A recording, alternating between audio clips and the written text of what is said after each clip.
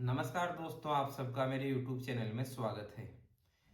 दोस्तों, क्या आपको भी सांस लेने में दिक्कत होती है या खांसी की वजह से आपकी नींद टूट जाती है या चेस्ट में टाइटनेस फील होती है?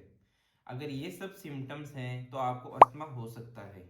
आज के इस वीडियो में हम डिटेल में समझेंगे कि अस्थमा क्या है, इसके सिम्टम्स और कॉजेज क्या होते हैं और सबसे इम्पोर्टेंट बात, मॉडर्न लाइफस्टाइल का इस पर क्या असर पड़ता है। और हम ये भी जानेंगे कि कौन से आयुर्वेदिक और नेचुरल वेज होते हैं जिनसे कि हम अस्थमा को नेचुरली कंट्रोल कर सकते हैं। तो वीडियो में एंड तक जरूर बने रहिएगा।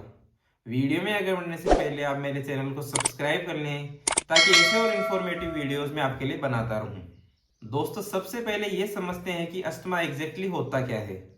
अस्थमा एक क्रोनिक रेस्पिरेटरी डिजीज है जिसमें कि हमारी एयरवेज यानी नलियां जो लंग्स तक सांस को ले जाने का काम करती हैं वो नैरो या इन्फ्लेम्ड हो जाती हैं, जिसकी वजह से सांस लेने में तकलीफ होती है, विजिंग साउंड आता है और कभी कभी अस्थमा अटैक भी आता है जिसकी वजह से सांस नहीं आ पाता। दोस्तों, अस्थमा होने के पीछे का कारण हमारी मॉडर्न लाइफस्टाइल ही है।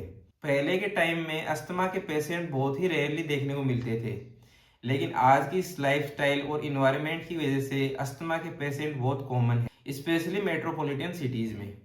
दोस्तों, अब हम बात करें इसके कुछ कॉजेज की, तो सबसे पहले नंबर पर है पोल्यूशन। दोस्तों, आज हर तरफ फैक्ट्रीज, व्हीकल्स और कंस्ट्रक्शन की वजह से फाइन पार्टिकल्स एटमॉस्फेयर में रहते हैं और जब ये पार्टिकल्स सांस के साथ हमारे शरीर में जाते हैं तो ये लंग्स में इन्फ्लेमेशन बढ़ाते हैं, जिसकी वजह से सांस लेने में तकलीफ होती है और अस्थमा हो जाता है। दूसरे नंबर पर हम बात करें तो प्रोसेस्ड और जंक फूड का खाना।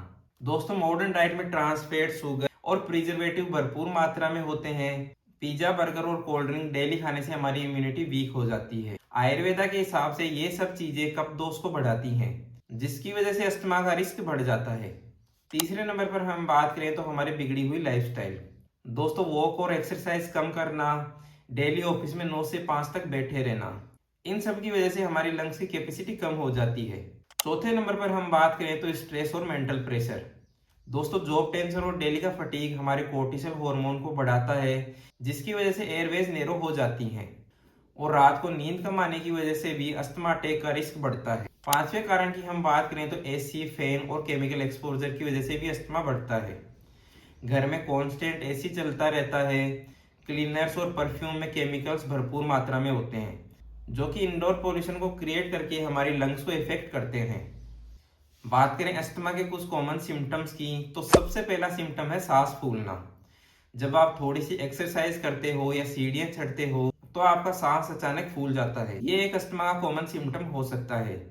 दूसरे सिम्टम की हम बात करें तो वीजिंग साउंड। दोस्तों, सांस फूलने पर हमारे गले में से एक वीजिंग जैसी साउंड निकलती है। तीसरे सिम्टम की हम बात करें तो है चेस्ट टाइटनेस। हमारा सीना हमेशा भारी फील होता है और जब हम सांस लेते हैं तो सीने में हल्का हल्का दर्द भी होता है। चौथे सिम्टम की हम बात करें तो अचानक से खांसी आना। रात को सोते हुए या दिन में थोड़ा सा काम करते ही या पसीना आते ही अगर आपको अचानक खांसी आती है तो ये भी एक अस्थमा का सिम्टम हो सकता है। दोस्तों, अब हम बात करें कुछ नेचुरल और आयुर्वेदिक तरीकों की, तो सबसे पहले हम बात करें तो आप कुछ योगा को अपनी डेली लाइफ में शामिल करें। जैसे आप सुबह 5 से 10 मिनट तक अनुलोम विलोम और भस्त्रिका करें।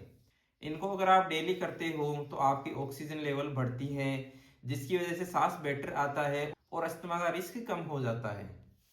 आप कुछ आयुर्वेदिक हर्ब्स को भी डाइट में शामिल करें। आप दिन में एक बार तुलसी अदरक वाली चाय जरूर पिएं। 5 पत्ते तुलसी के और थोड़ी सी अदरक को अपनी चाय में डालकर उसे पिएं, इससे आपको काफ़ी रिलीफ देखने को मिलेगा। और आप हल्दी वाला दूध भी ट्राई कर सकते हो। आधा चम्मच हल्दी पाउडर को 1 गिलास दूध में डालकर अगर आप सोने से पहले पीते हो तो इससे आपको रात में आने वाले अस्थमा अटैक से रिलीफ मिलेगा। दोस्तों, आपको कुछ डाइट चेंजेस भी करने चाहिए। आप दही, बनाना, फ्राइड और ठंडी चीज़ों को बिल्कुल अवॉइड करें।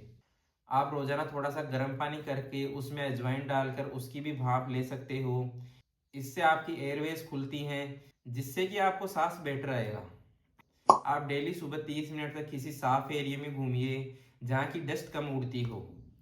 दोस्तों, इन सब तरीकों को आप 1 महीने तक अप्लाई करके देखो, आपको काफ़ी अच्छे रिजल्ट्स देखने को मिलेंगे। अगर वीडियो इन्फॉर्मेटिव लगा हो तो लाइक शेयर कर देना और यदि आपको किसी और टॉपिक पे वीडियो चाहिए तो आप मुझे कमेंट्स में बता सकते हो।